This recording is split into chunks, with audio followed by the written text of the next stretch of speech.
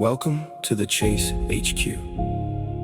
For those choosing legacy and shaping futures, you are listening to the Chase Revolution, one of the signature series of the Chase HQ.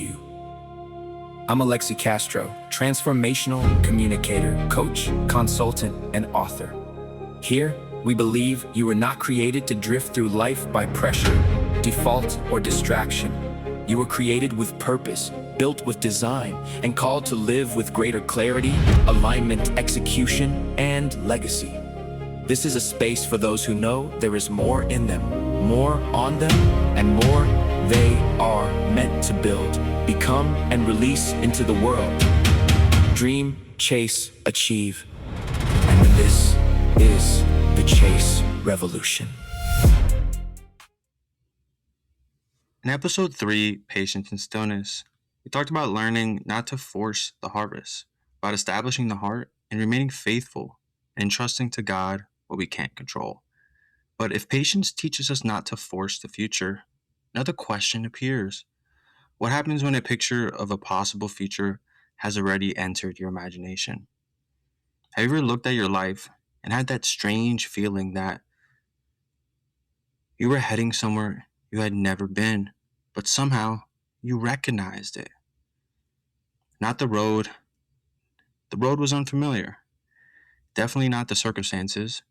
You had never lived them out before. And definitely not the people. Maybe you had never met them before either. Not the opportunity. Maybe nothing in your past looked exactly like it. But something about the destination felt familiar. Almost as if your life had caught up with something your imagination had visited years ago. Almost as if a possibility you once saw from a distance had suddenly become the ground underneath your feet. I've never been here before, so why does this feel familiar? I call that Destination Déjà Vu. Not the superstition that you can predict the future, because obviously we cannot. Not the claim that every dream is a prophecy of what's to come. And definitely not the manifestation of the future. And not wishful thinking dressed in spiritual language, as a lot of our culture ends up doing. Destination Déjà Vu is a disciplined way of naming the experience of arriving at a place in life that feels strangely recognizable because some meaningful picture of its possibility entered you before you ever physically experienced it.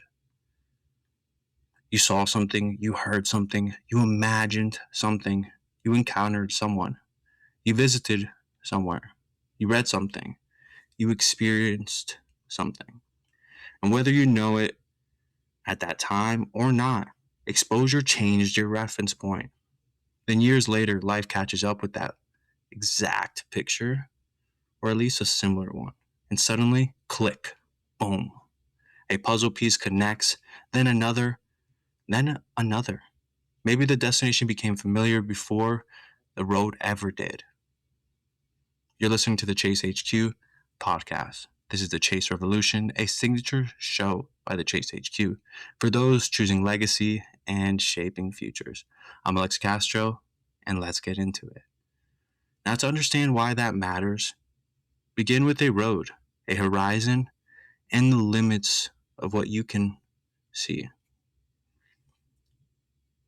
A simple observation: the edge of your sight is not automatically the edge of your reality. Imagine someone telling you, we're going to the store, not just any store, a store you have visited before. You know the building, you remember the doors, the parking lot, and maybe even the signs surrounding the location. You get in the car. From where you're sitting, you can see maybe half a mile ahead. The road stretches forward, then it bends.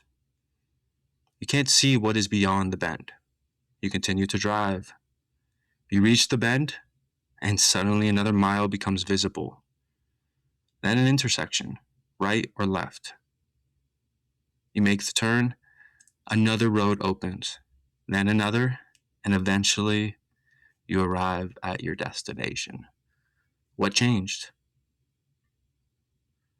Your position. And because your position changed, your horizon changed. I call this the horizon principle. Your present horizon is a boundary of visibility, not necessarily a boundary of reality. There are things you can't see from where you are currently standing or even sitting at, not because they do not exist, but because you are not positioned to see them yet. Think about standing at the shore. Water seems to disappear into the sky. From where you stand, it looks like an ending, but nobody looks at the Atlantic Ocean or even the Pacific Ocean and says, well, I guess that is where the ocean stops. Obviously, it doesn't. We intuitively understand the ocean continues beyond what my eyes can presently foresee and resolve. And yet in life, we look at our career, our family, our calling, our healing, our education, our journey, business, relationships, leadership, and even our future and say, I do not see it. And quietly translate that into, it's not there. Or, it's not possible.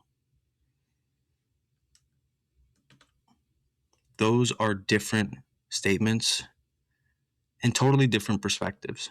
I can't presently see it is an observation, yes. It can't exist is a conclusion. Sometimes our conclusions outrun our evidence of our reality. The horizon is where your sight ends, not where God's sovereignty ends, and not your future either. But if the horizon tells us what we can't see, Scripture gives us another image for what we can see. And it visually gives us an example through a visual of a lamp. We have to ask this hard question. What if God gives us enough light for the obedience without giving us enough light for control? Because that's his job. Psalm 119, verse 105 says, your word is a lamp for my feet, a light on my path. Your word is a lamp for my feet, a light on my path. A lamp, not a stadium floodlight, not a satellite image of the next 50 years of your future. A lamp. And if you've ever seen a lamp, it's literally a metal thing framed usually with glass from back in the day. And you would have to light a wick within the candle. And there was only a certain amount of oil within the lamp that you could go with to light your path. And that lamp could only presently show a certain circumference and area of where you are presently standing or even walking. Because often we want illumination for mile 500, while God is giving sufficient light for just step number 1 to maybe step 5. We ask, where will I be in 10 years? And sometimes the more truthful and faithful question is, what does obedience require from me today? We ask, how does the entire story end? Perhaps the present responsibility is more clear. What's the next faithful sentence? The next faithful word? The next faithful chapter? I call this the present light principle. Steward the light you actually possess instead of demanding the light you have not been given. What can you see from where you are right now? From your current position? There can be an arrogance hidden inside our demand for complete certainty. We want proof of the destination, proof of the road, proof of the timing, proof that nothing will hurt, nobody will leave, we will not fail, proof we won't look foolish or dumb or stupid. Then we will move. And that's just not truthful or realistic. If we knew every single step that was ahead of us, we might not even take the first step if God showed it to us. But if the destination is where we're going and he showed us every step and we get discouraged to take the first step, maybe he's protecting us from something broader than we can even ever understand. But not moving at all is not faith. That is control. Trying to control every single step isn't the right thing to do. Hebrews chapter 11 tells us that Abraham obeyed when God called him to go, even though he did not know where he was going. Direction without omniscience, obedience without total visibility, and faith without complete information. He presently said, just go. Take that next step. He didn't really know where to go everywhere, every place he was going to go, but he just knew to go. Somewhere along the way, we started thinking clarity meant I need to have certainty, and it does not mean that at all. You can have enough clarity to move faithfully without enough certainty to eliminate the dependence on God, right? If I possessed a whole map, controlled every variable, knew every outcome, understood every turn, and guaranteed every success, I might no longer need trust in God anymore. I would simply just execute the coordinates and every single step by myself and not have to depend on anyone at all, let alone God. Biblical faith does not pretend uncertainty is unreal. Faith means uncertainty does not get the final authority. And once you accept that you will not see everything, a new question appears. What happens when you have seen something enough to expand what you believe it may believe to be possible? This is where visibility becomes exposure, and exposure begins changing the internal reference point from which you interpret the possibilities and the reality you're going to walk through. I call this the exposure imprint principle. Meaningful exposure can change the internal reference point from which you interpret what is possible. Notice, I do not call that an infallible law. People forget, people reinterpret, people suppress, and people change. But something profound can happen when possibility becomes visible and you become exposed. You can never become unexposed once you have been exposed. Before exposure, your world may simply be, this is how things are. Then you encounter something different and suddenly ask, wait, things can be like that? Think of someone who has flown economy their entire life. And economy, I mean like in a plane, not first class. Economy is not that bad. I've flown it many times, and maybe you have as well. And it gets them there, it gets me there, it's gotten you there. And then one day they are upgraded to first class. And I have never flown first class, and maybe you have listening to this. And now that you have flown first class, can you unfly first class? The seat is different, the space is different, the experience is completely different, but it's still the same plane. You're still going to the same place that I was going to, just with two different experiences. The next month, they can still fly economy, but before exposure, economy was air travel. It was the only thing they knew that they can reference from. After exposure, economy is one form of air travel among several possibilities. Their world did not necessarily get better, it just got larger. And in my life, I've never flown first class, and I've flown economy, but I have flown in a private jet. So I've never flown first class, but I've flown economy, but I've flown in a private jet before. So now, does the first class even matter? Okay, so you see a healthy marriage, and you realize a relationship can feel like that. This is another example. You meet a remarkable leader, you realize authority can be exercised like that. You can encounter excellence and realize work can be done like that. You can experience a genuine community and think, wow, community can feel like that. You can experience a church and a Christian community and see, wow, this is different. You see deep faith joined to serious rigor and realize devotion and excellence to God can be done like that.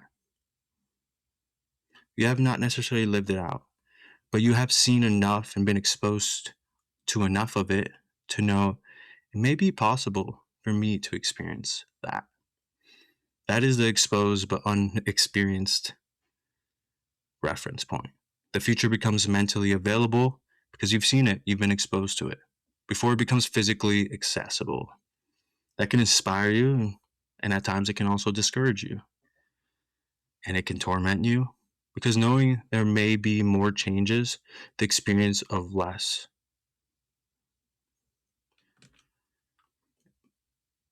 And that tension that you could experience or you are experiencing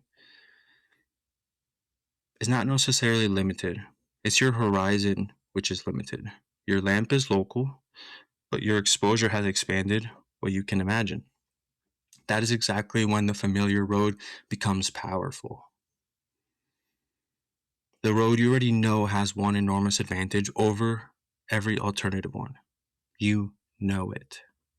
You know its potholes, its turns, where the gas stations are, how long it's taken to get to the destination you're looking to get to, what hurts, what to expect, what you may not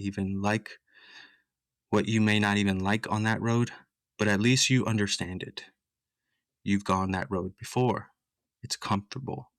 Then another road appears, unfamiliar, unproven, uncomfortable, untraveled, and you don't know exactly where every turn goes, but something about it, its directions appears connected to a possibility you have already seen. I call this principle the familiar road paradox. Familiarity can feel like correctness simply because familiarity reduces uncertainty. Something can feel safe because it is familiar without actually being the wisest decision. Something can feel wrong because it's unfamiliar without actually being the wrong decision. And the reverse is also true. Unfamiliar is not automatically the will of God, and neither is novelty the most holiest option. Risk is not obedience consistently across all of the decisions you could make, but discomfort is not the proof of the right choice either. Familiar does not automatically mean stagnant, right? Just because you're familiar with something doesn't mean it's the wrong path. And just because it's unfamiliar doesn't mean it's the wrong path either.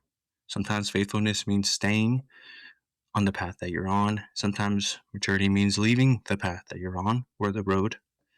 Sometimes, and other times, courage means beginning a road you've never gone down.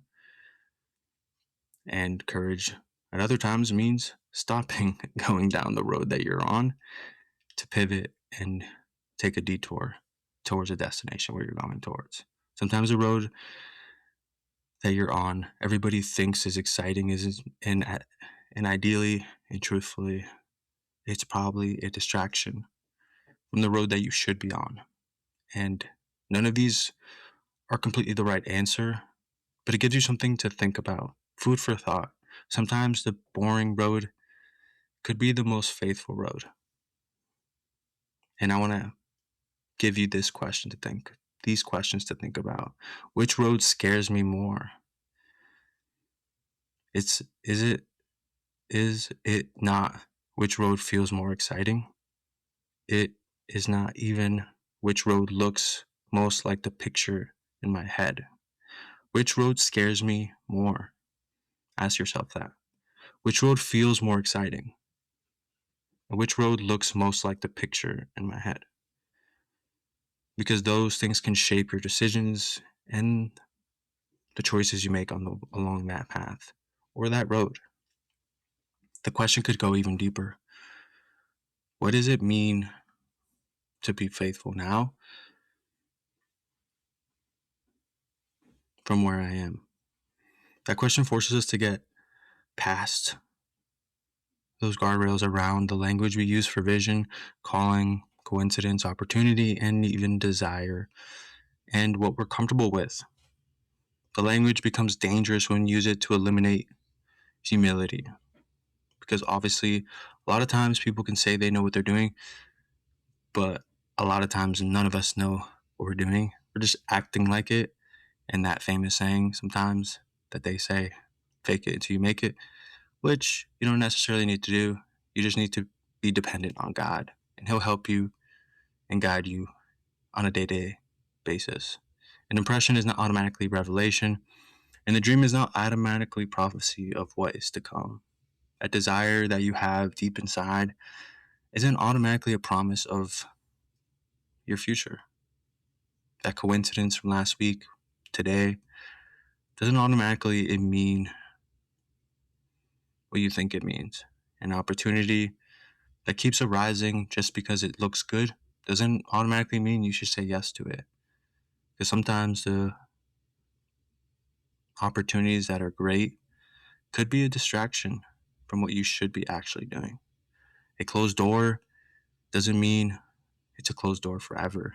A delay doesn't mean a denial. It just may be a rejection from the moment that you wanted and something that will be received in the future. An open door automatically isn't God's approval either.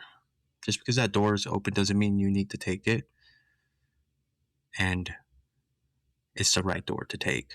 A powerful emotion is not automatically meaning the Holy Spirit is prompting you to do it, right? Or God is telling you. Just because you feel something doesn't always mean that's the right choice. We need to have discernment, wisdom, and we need to holistically approach the decisions and choices that we make on a day-to-day basis, not just with our mind, our heart, our soul, but entirely with everything, with our spirit, and invite God into our day-to-day decisions and choices. A vision of possible future is not the divine guarantee that God owes us anything. Do not turn that impression that you believe is a revelation into a decision of impulse, a coincidence into a demand or a command from somebody else, a desire into promise, or a possibility into prophecy, or a vision into guarantee. Do not turn an impression to revelation, a coincidence into a command, and a desire into promise, a possibility into prophecy, and or a vision into a guarantee. Faith says, God, I trust you. Presumption says, God, you must do what I imagined. Those are all different things. Sometimes the most dangerous shift is substantial. We become so obsessed with reaching the destination that the destination becomes our God, and we forget about the real one, the only one. The business, the marriage, the platform, the title, the ministry, the opportunity, the recognition, the money, the house, the stage, the book, organization, and that future that you long and desire so much becomes a God over the one and true God. If God is faithful, then the destination changes. Is God still enough? Even if the destination changes. Christian hope is not finally anchored in getting the picture we imagined. It is anchored in Christ. It says in the word that Jesus Christ is an anchor to my soul. And your soul is your desires, your will, your emotions, your motives. And that's a whole nother episode, but just throwing that out there. That destination may change, and the road may change, and the vehicle that you're traveling within that road may change as well, and the timeline may be faster or slower than we expected.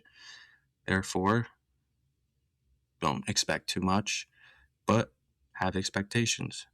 You may discover that what you originally wanted was too small, and you may discover that what you wanted was not good for you either way. So it was good that it didn't happen. You may discover God was forming something in you more valuable than what you were trying to acquire around you and that you thought you wanted so badly. And then once you didn't receive it, you realize it's good that I didn't get that. The road may not merely be taking you to something. It may be forming you into someone. So if the destination is not our God, and certainty is not our job or our requirement to necessarily control, how do we actually move? We move turn by turn, step by step. Movement changes the position, and position changes our perception. In the last episode, I said that the difference between a good leader and a great leader a lot of times is greater perspective. And a new perception can create new discernment and a new perspective because of the perception of where you currently are at. Foresight is position dependent. You can't see mile 30 from every position on mile 1. Sometimes information exists, but you can't access it from your current vantage point. You need movement, experience, learning, formation, and you need to go through more things, different relationships. You need to experience many various failures, practice hours upon hours, but not always. Service on different levels with different people. Have a seasoned time and encounter and be exposed to even more in-depth wisdom. And suddenly something becomes visible that could not have been visible from before or earlier. Not because reality changed, but because you changed position inside that reality. Imagine a GPS navigation. Understand something many of us try to resist spiritually or even within our own life. It does not show every microscopic detail of the journey all at once. It says in 800 feet, turn right. Then what do? You turn at 800 feet. Then continue for 3 miles. Then take the exit. It doesn't say turn 800 feet, then go 3 miles, then continue for 3 miles, then take exit all at one time. Sometimes it does. I mean, if it's malfunctioning. But imagine yelling at your GPS before I leave this driveway and I want to go to Miami or wherever you're at and you want to go somewhere. I need 3-dimensional reconstruction of every traffic light, every single car that will be there, every color of those cars, every type of car, every pothole, every light that will be green and every light that will be red on the way to the journey of where we're going, every single weather condition, every detour, every construction road, every cop station, and every driver I will encounter for the next 6 hours. Imagine how overwhelming that would be. Would you even leave your driveway? We would call that unreasonable and probably very overwhelming. Yet many of us do exactly the same thing with life when we set a goal or we try to embark on something we've never done before, or maybe we have done it before, just never that way. And then we get upset. God, before I move, explain everything to me. Before I start, prove the outcome, prove that it won't fail. But he's giving you confirmation from where your position of where you are at right now to take that next step. Before I apply, I guarantee the offer. Before I join this relationship and commit to this marriage or get back together with that girl or guy, guarantee they will never hurt me again. Before I build or invest in that business or invest my time in that friend, guarantee that they'll never let me down or it will never let me down and I might never fail again. Yeah, that won't happen. And just who's to say just because it failed once doesn't mean it will never succeed. There's a saying that Martin Luther King says, a lot of times God won't show you the entire staircase, he'll just show you the very next step.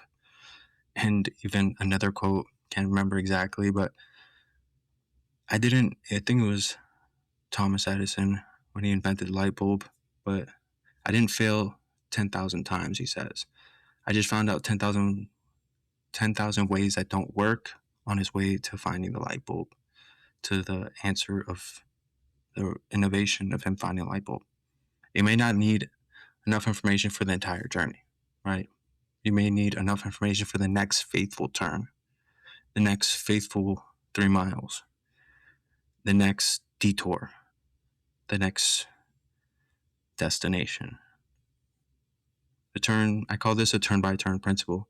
You don't need visibility of every future intersection to faithfully navigate the road presently entrusted to you. There is an old line. You can't steer a parked car. It is imperfect, but it's useful, right? There's potential in the car if you turn it on and you leave the driveway. Movement creates the information you need to then take the next turn, stop at that stoplight, adjust to the traffic, and overall get to the destination you need to get to. And I encourage you then to make that one phone call. You might learn something. build that one thing that you've been waiting to build, that one prototype of that product or an idea or that drawing or that art piece. You might learn something. Have that one hard conversation or that conversation that scares you. You might learn something. Apply to that job or that school, and you might learn something. Write that one page of that one book you've been waiting to write, or you haven't been postponing your homework and procrastinating it, and then now you write that one page and you might learn something. Serve that one person that you probably don't want to serve because they're annoying, but they do need help. You might learn something. Rest. Even though you're anxious and frustrated and you don't know what's going to happen, but you can't do it anyway, so just rest because you might learn something. And say no to that thing you've been trying to say no to and you keep saying yes to, but then you're beating yourself up about it because you should have said no. You might learn something. Begin today by just learning something, and then stop and you might learn something too. The faithful next step produces new perspective, new perception, new data, new input. And new input, new data, new perspective can produce new decisions, new choices, new discernment, and greater experience. But movement without surrender can become another form of control. So before all of this ends, you got to remember to also hold everything you hold lightly. Your hands need to not grip it fully, but hold it with your hands open. Not because you're surrendering it fully to be taken, but surrendering it to do what it needs to do with full flexibility. This is a critical pivot point from gripping to stewarding. Some of us hold the future like this, like, and this might happen. This person must be part of my journey. That girl must be part of my life. That guy. This business must work in this timeline that I must have it happen in. This opportunity must open, and I must kick that door open no matter what. This is how my life has to look. But from that energy you're doing it from, or that place you're trying to conduct that from, are you doing that from love? Or are you doing that from control and fear and anger and desperation and pain and hurt? Or are you doing it from trust or faith? Because a lot of times we don't have a faith problem, we have a trust problem. And we just need to have faith and trust and do it from love. Maybe faith looks like less gripping as hard as we can and more like opening our hand to freely flow, not to be a river, not a reservoir. God, I would stir what I see is what you can say. I will test what I think and I will obey what you have clearly revealed to me, and I will seek the wisdom to find it out. I will work with what I have and what you have given me, and I will build and I will do it from love. I will prepare and I will move when you say move. And if I don't know if I should move, I can ask, what should I do? But the future belongs to him.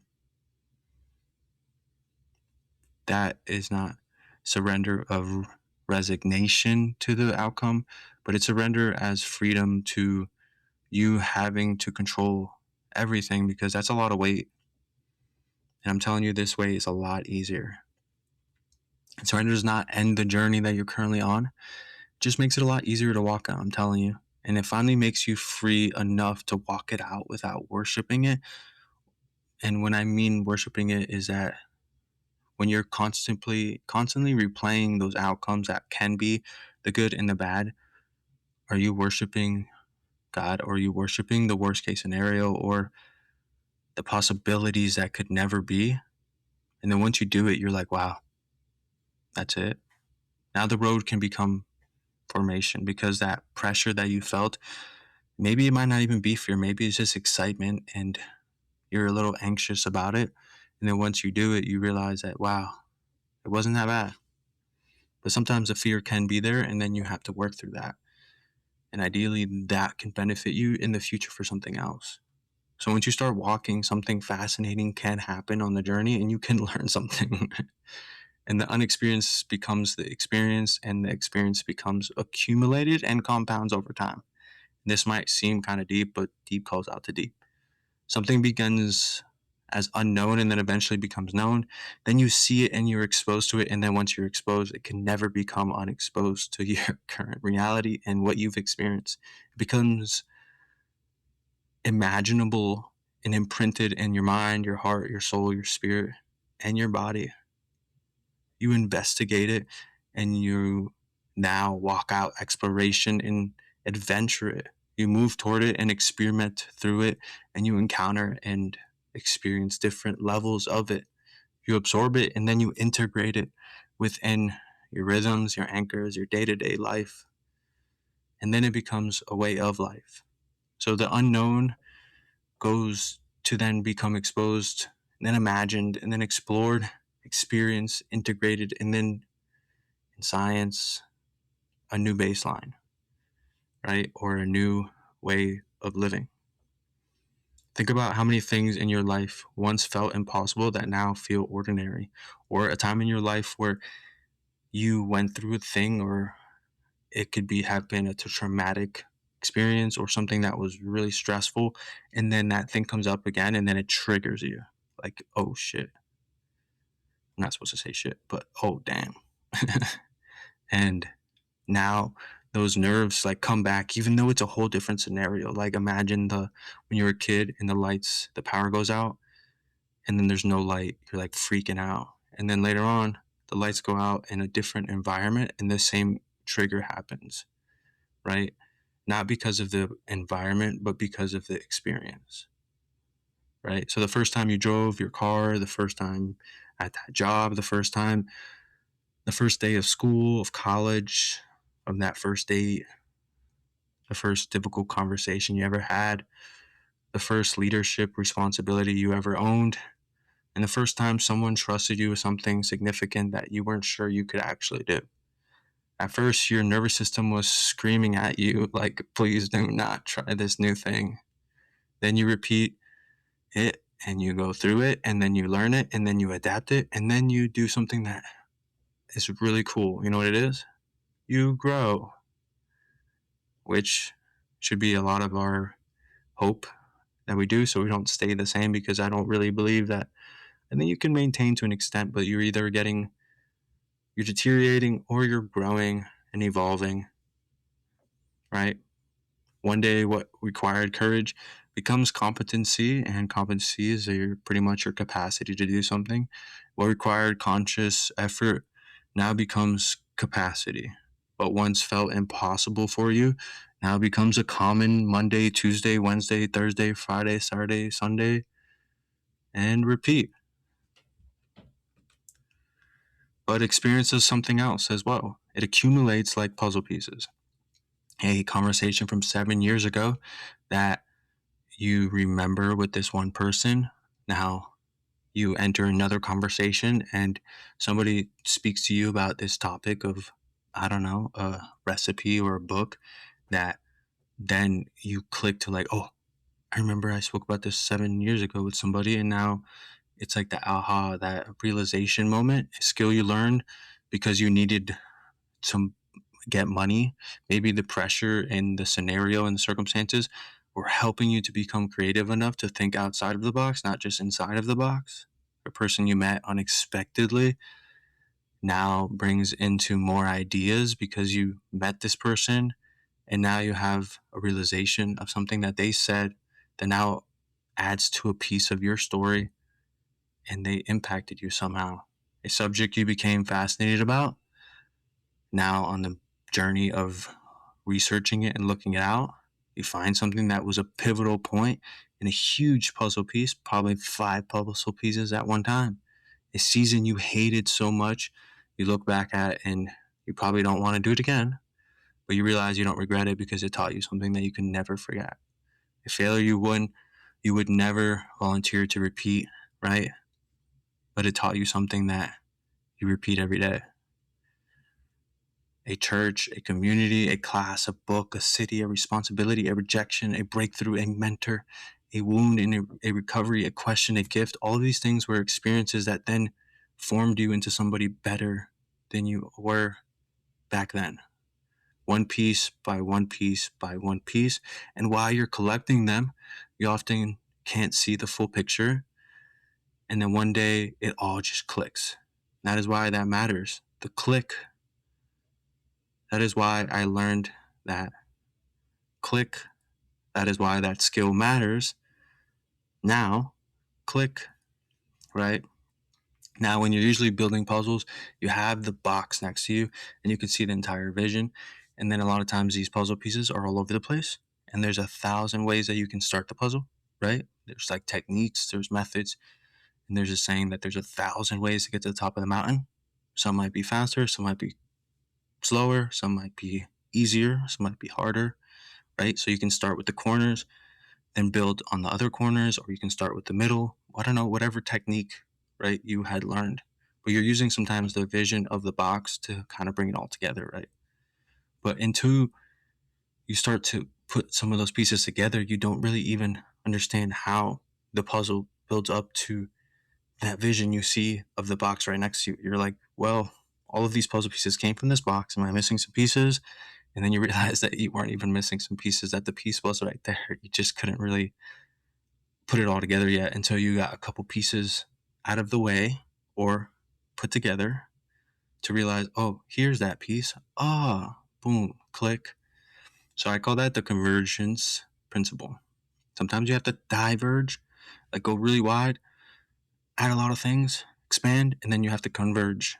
Experiences that appear isolated while they are happening can later converge into patterns of meaning, capability, relationships, wisdom, knowledge, experience, skill, and direction that no single experience could have ever revealed alone. It's a collection of them that once piece 1, piece 2, piece 3, and piece 4 all gets synergized and synchronized. It all creates a click, boom.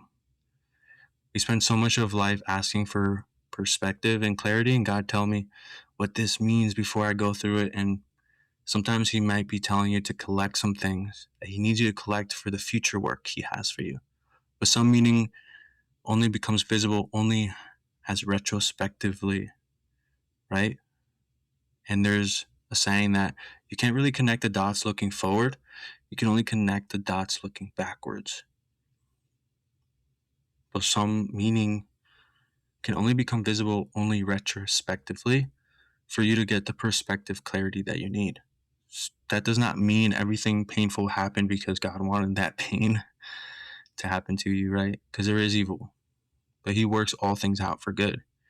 It does not mean that that tragedy should have been romanticized. It does not mean every bad decision was secretly a good one. And it does not mean that God is limited to what happened to you, because a lot of the things that happen to you happen for you, even though you might not know it right now. But later on, you could see it. And maybe that decision did end up bad, but maybe there's a redemptive story that you haven't even seen yet to bring all that back together to make sense to where you are right now.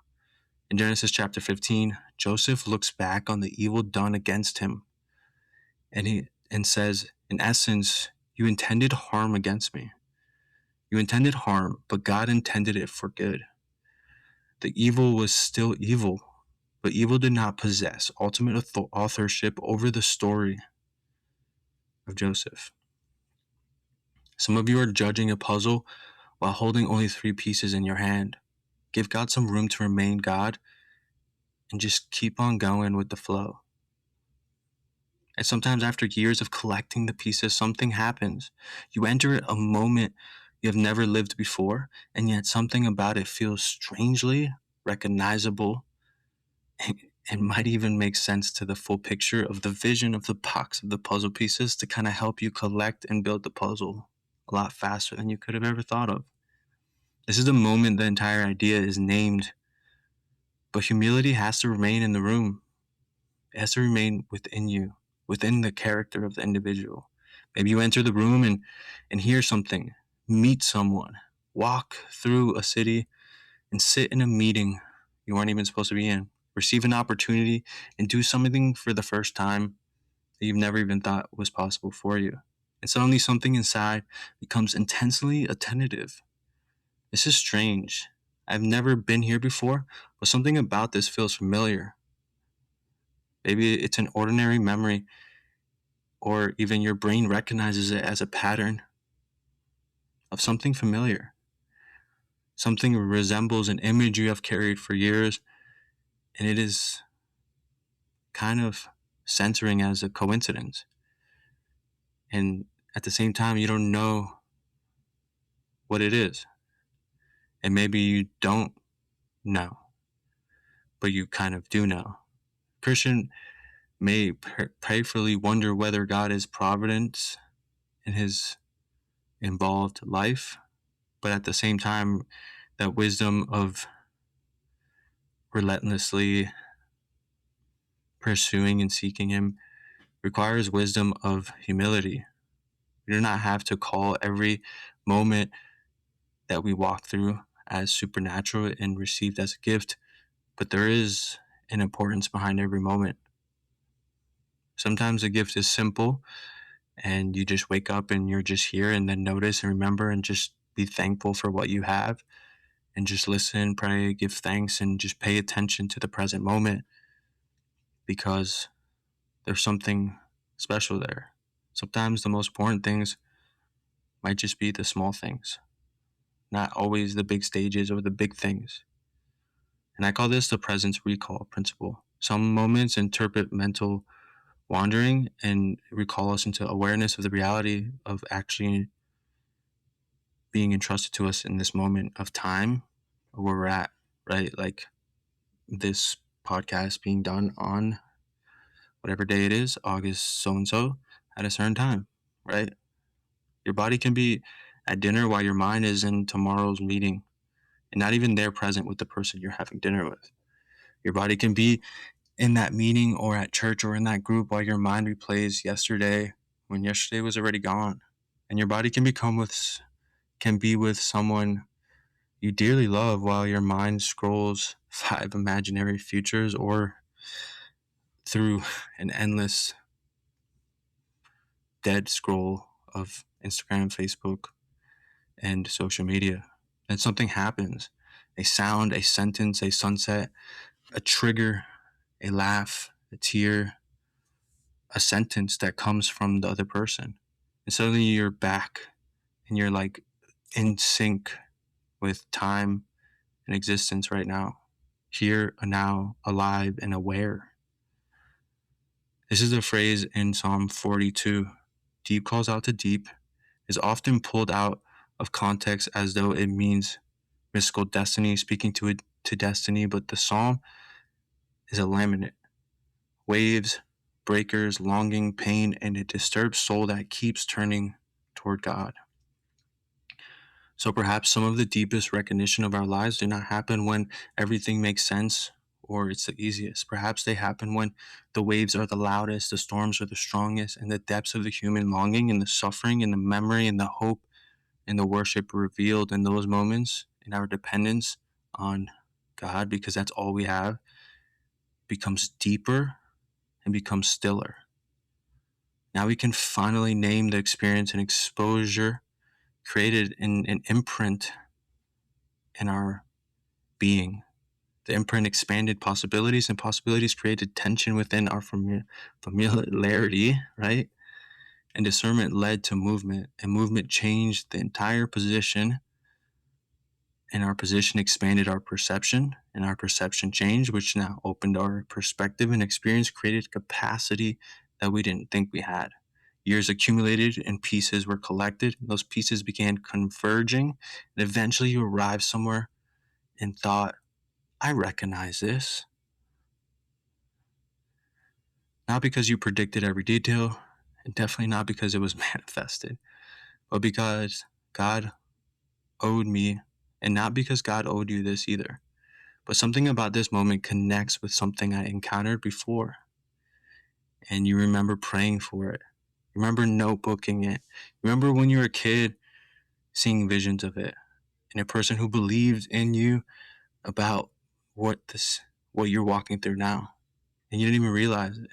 A season when this seemed impossible, and now it is possible for you. The destination feels familiar before the road ever did. That is Destination Déjà Vu. But if this message ended as recognition, it would still be too shallow, and that question would definitely not merely hit the mark. The question we can ask is, did you arrive? Or a better question is, who did you become on the road to where you were arriving? Arrival is not the climax, it's the character involved in the person on the journey. And stewardship is just as important. Emphasis, Ephesians chapter 2, verse 10 says that those in Christ are God's workmanship, created in Christ Jesus for good works. Workmanship, craftsmanship, design. But remember the order. You're not the master, you're the workmanship. You're not the creator and you're not the creature. I mean, you are the creature. You're not the creator. You are the creature that was created by the creator. You're not the ultimate author, and you're responsible for being a participant inside the wider, broader story that involves you and many more. And that story is authored by God. He's the final person authoring, and the authorship belongs to God. So God is a source and you are the steward, and the fragments that you are walking through can't see past where you're at. But there's a bigger design, a whole design. The single breaststroke can't comprehend the entire painting, and the one note can't hear the entire symphony. That one chapter does not contain the whole book. Whatever you're walking through, there's more chapters. It's not the end of your story. And I make final conclusions from unfinished chapters. And I don't want this to just be a motivational message, right? Most motivational messages end with, you made it. And biblical worldview asks another question. Did reaching the destination make you more loving, or more truthful, more humble, grow you in generosity or faithfulness, or the overall image of Christ, more useful to others, or just more of not you? Did you arrive with your soul intact? Because it says, what is it to gain the whole world but to lose your soul? Did you lose your family to gain the platform, sacrifice, integrity to reach the opportunity that you deeply wanted? Did you manipulate people to build the business? And did you become so obsessed with the future that you stopped loving the people God put in your present life now? If reaching the destination required becoming someone you should never become, then the destination was too expensive for you to even achieve or arrive at. Success is not merely reaching what you saw. Success is becoming someone capable of faithfully stewarding what you reach and having the character to sustain it, not just arrive there. Maybe the road was not only transportation, maybe the road was the formation needed to get you to walk out that achievement, right? Because it's not about the destination, but the journey. And that delay taught you patience at different levels. Rejection on that journey developed resilience in you that you've never thought you could have. And responsibility built capacity beyond your wildest dreams. That relationship that was painful developed empathy because you had to go through something that you can now have empathy with others when they bring that same story up or a similar story. Failure exposed the pride that you were actually doing it from. Success exposed the pride at the same time. Waiting revealed the motives behind it and made it a lot less desirable. The obscurity and the hiddenness built substance behind everything you were doing. And the repetition that felt annoying and boring built a mastery that no one could replicate. The uncertainty built dependence beyond yourself, but something greater. And you started to realize that the destination did not merely need to be reached. You needed it to become able to carry it. So you needed to become able to carry it. And that means there may be 3 people listening right now, or 5, or 10, or 30. But person 1, you can see a destination, but not the road. Do not fabricate it. Certainty. Ask, what is the next faithful step? Research, pray, seek advice, counsel, expertise. Learn, test, serve, prepare, and then apply. Build that thing. Have that conversation, and then do the work. Not necessarily in all that right order, but it all takes with a step.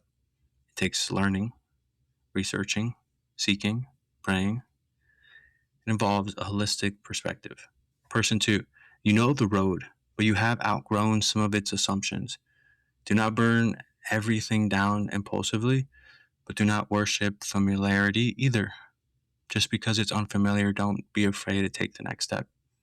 Ask, am I here because this is faithfulness or because this is familiar? Person 3, you're in the middle and nothing connects. It doesn't make sense. You've never been here before, and you don't even know if you're doing anything right, let alone one thing right. The career pieces, the relationship pieces, the faith pieces, the failure pieces, the success pieces, and the questions just running through your mind. The skills you developed, do they even add up? The pain and the opportunities are there, and at the same time not. Do not force the coherence of prematurity, and maybe there's a patience that needs to be stemmed within you to a deeper level, or maybe the breakthrough is around the corner. Keep becoming who you need to become and who that road is leading you towards. Keep learning, keep serving, and keep discerning what the next steps are. Keep depending on God and keep integrating those things you're learning along the way. And if you want 5 questions to carry after this episode, here they are. What have you been exposed to that permanently expanded what you believe is possible today? What familiar road are you assuming is correct merely because it's familiar to you? What lies beyond your present horizon that you are prematurely declaring impossible simply because you can't currently see it for you or have ever seen it? What is the next faithful step you actually possess enough light to take? Remember the lamp. If you reach what you currently envision, who must you become to steward it without being destroyed by it? Right? What if that thing actually blows up? Are you the person that can responsibly carry it? Not do I just desire or want it? If everything were to blow up or were to happen, can you responsibly carry it out? Not just walk through that moment. Those questions move us toward the final movement, because the ultimate promise of Christianity is not that every road becomes clear, or the gospel, right? Is that Christ is with us and with his people on the roads they can't fully see. You will never walk alone. The deepest security in this message is not the destination that you recognize. It's the presence and the sufficiency and the dependence we need to have on Jesus Christ. If you belong to Jesus, the ultimate promise is not a confusion-free life. He does not promise that every road will feel clear and every road will feel certain. He promises his presence along the way. God does not need to walk the road ahead of you to discover what is there, because he created it. It says you're predestined. God does not learn the future.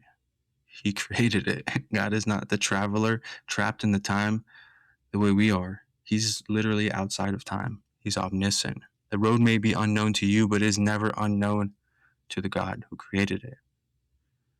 You don't know what the next year contains, the next month, the next week, the next hour. God is not anxious. You do not know who will stay, but God is not surprised. You do not know which opportunity will work and which won't, and which will, but God is not scrambling to figure it out. You do not know whether that picture in your mind will become the reality you imagine, but God is still God, and He's not worried about any of it. And the gospel assures that none of that really matters, because the only thing that does matter is Him. Christian assurance does not mean I know the future. Christian assurance means I know who holds me and who holds the future I do not know, and who also knows me. This is where we have to stop chasing the horizons, like that song, "Don't go chasing waterfalls." If you walk toward the horizon and it moves, you'll never arrive at the horizon. That's the whole point, because the horizon was never a destination. It was just a position that you could see. It was a visual boundary produced by your position. Amelia Earhart's, one of her quotes, and she's amazing, was that endless horizons and boundless boundaries. Think about that. When you're in the air, there's still horizons. You could just see further away. When you're on land, there's still horizons. Some of us are exhausted because we have turned horizons into destinations. When I finally get there, then I will live. Then I will rest. When I finally have enough of this or that, then I'll be happy and I will worship and I'll be grateful. Then I'll become present, where everything will be perfect in a broken world. Then I will enjoy my family and the life that I have once I'm there. Then I will become generous. Then I will become whole and I'll forgive once this happens. No, there will always be another horizon. One mountaintop now leads you to the next. And there's always valleys between the mountains with different depths and different heights. Faithfulness must exist on the road, and joy must exist on the road. Love must exist on the road, and worship must exist on the road. Integrity must exist on the road you're currently on. The rest that you desire must exist on the road. The relationships must exist on the road now, not when you get there. God must not become someone you intend to enjoy after you reach the destination. God is with you now, and He will be with you forevermore. Do not love the destination more than the God who leads you on it and walks beside you through it. Do not love the vision more than the truth we should stand on. The achievement more than the character it takes to become the person that achieves those things. Recognition more than faithfulness, and speed more than wisdom. Do not chase expansion more than the integrity it takes to expand or to scale. Do not love your imagined future so much that you despise today's responsibilities and even dread today's day by day. And now the journey reaches its deepest correction. Christianity is not a technique for getting God to fund your dreams. And the Bible, right, is not a self-improvement book. We do not merely need a better map. We need a savior, and we need to look at the person who spoke everything into existence.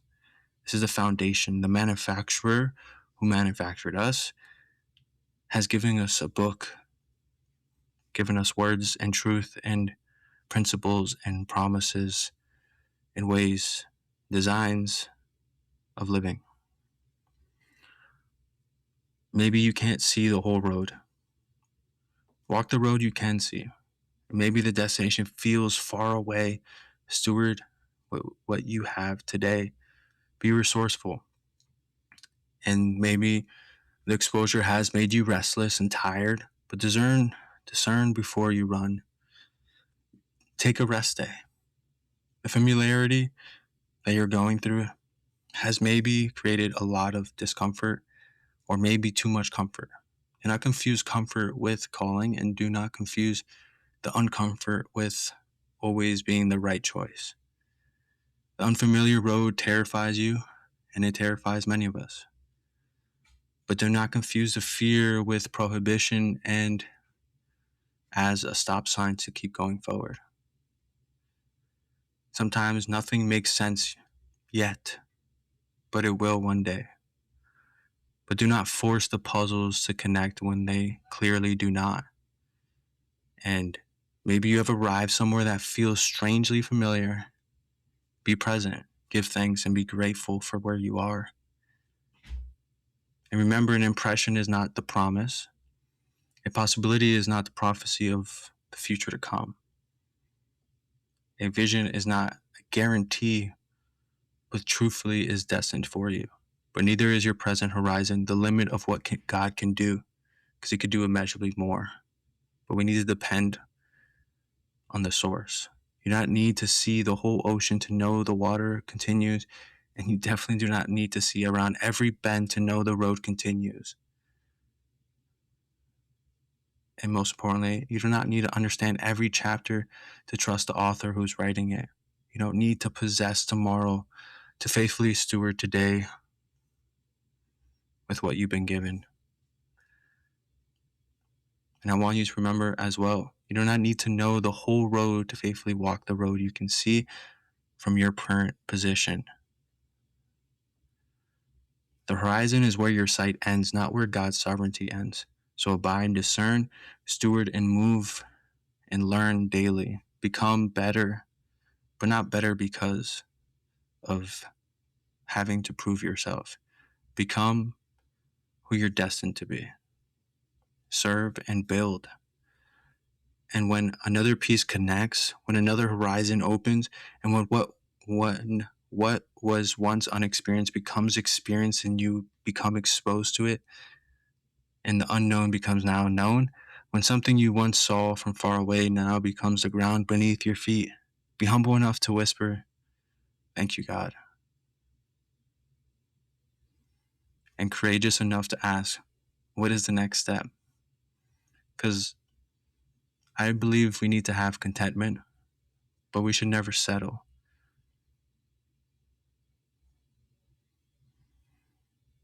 And we can only be satisfied by him. And this is ultimately why Jesus matters. Christianity is not a technique for getting God to deliver the destination you imagined. And the gospel is not believe enough that God will take you to your preferred future and make you wealthy. We were not merely people who needed directions. We were sinners who were broken and left with no hope. We needed reconciliation, and we did not need merely a better map. We needed a savior.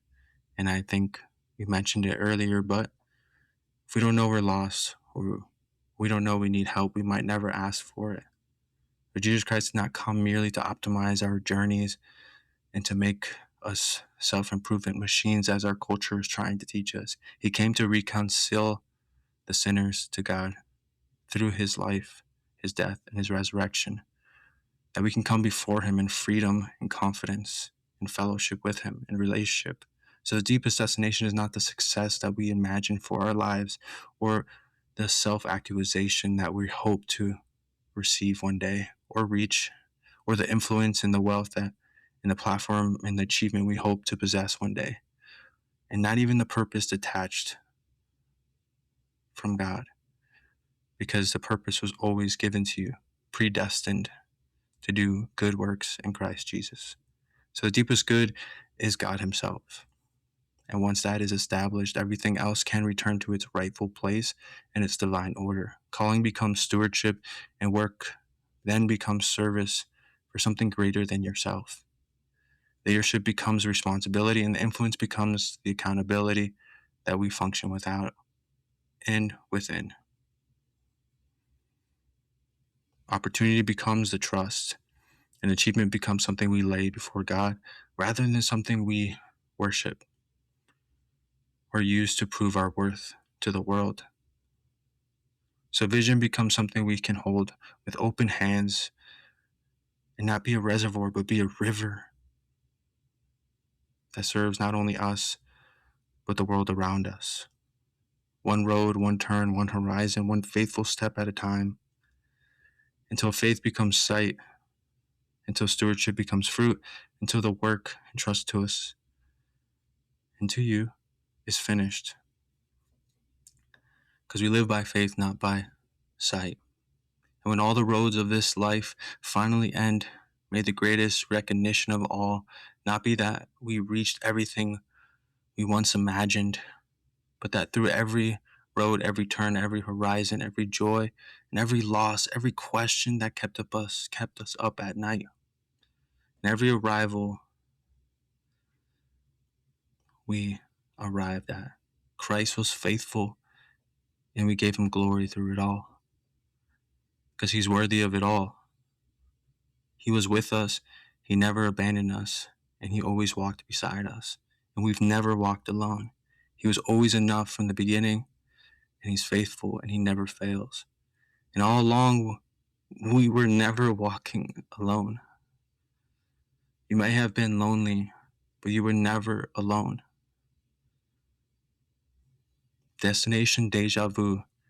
The future may sometimes feel familiar before the road does, but the road is unknown to the traveler, but never unknown to the Creator, to God, to Jesus. So what is the next faithful step? You already have enough light to take. Remember the lamp. Before today ends, open Psalm 119, verse 105. And read it slowly. Write the next faithful step in one sentence, one word, one phrase, or even draw it out.